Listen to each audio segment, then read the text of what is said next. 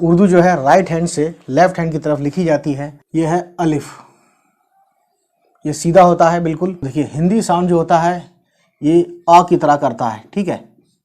जैसे इंग्लिश में ए होता है, उर्दू में अलिफ। ये है सिंबल या ये कह लीजिए पहला लेटर है अलिफ। इसका साउंड हिंदी में आ जैसा होता है और नेम ऑफ द लेटर अलिफ है। उसी तरीके से ये है बे, दूसरा लेटर है ये, इसके नीचे एक पॉइंट होता है, ठीक है।